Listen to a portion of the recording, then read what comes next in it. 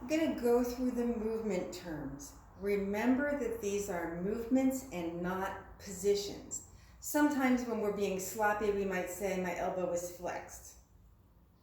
But when we want to use the anatomically correct term, we are talking about the movement. This is flexion of the elbow. Okay? So these are movements, not positions.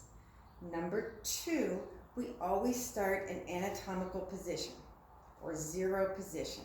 And all the movements either take us away from zero position or take us back. We'll start with flexion and extension. Above the knees, F flexion, F forward. Flexion, extension, and we'll add hyperextension in the neck, hyperextension. Flexion of the elbows, extension of the elbows. I cannot hyperextend my elbow. I cannot take my hand farther back here. Some people might be able to do that. Flexion of the spine, extension of the spine, hyperextension of the spine. Flexion of the wrists, extension of the wrists, hyperextension of the wrists. Flexion of the hips, extension of the hips, hyperextension of the hips. Flexion of the knee, extension of the knee, and I cannot hyperextend my knee. I cannot go beyond anatomical position. Abduction and adduction. Abduction takes us away from the mid-sagittal line. Adduction brings us back.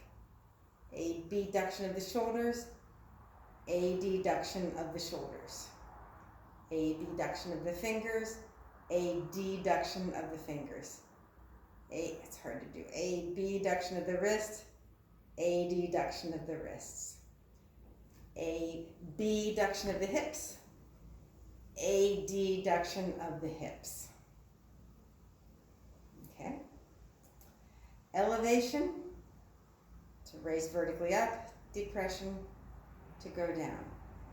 Elevation of the shoulders, depression of the shoulders. Depression of the jaw, elevation of the jaw. Circumduction is to go in a circle around a joint. So circumduction of the shoulders, circumduction of the hips. Like that, circumduction. We've got some special names for the forearm and for the ankles that I'll go through. For the forearm, we're talking about the flipping of the forearm like this, supination this way to turn outward, like to hold a bowl of soup, and pronation to pour it on the ground. Supination, pronation. And then the special words for the foot. This is anatomical position of the foot. Let me get back a little bit. Anatomical position of the foot. Dorsiflexion, to lift your toes up. Plantar flexion, to point them down. I think that when I want to kick a door shut, like this, if I pointed my toes, that would hurt my toes. So I pull my toes backward. Dorsiflexion, plantar flexion.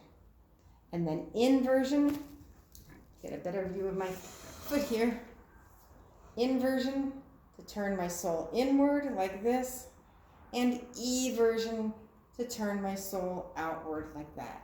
I can't evert very far, but inversion and eversion. Some people ask about supination and pronation of the feet. Anatomists do not use that word, but you will sometimes see, say, sneakers being sold for people who over-supinate or over-pronate. Over-supinating is rolling outward like this, and over-pronate is rolling inward like that. And in the ankle, supination and pronation are complex movements that involve dorsiflexion, plantar flexion, eversion, and inversion, and some other movements. So we don't use those in the feet, but I just bring it up because sometimes students ask about them.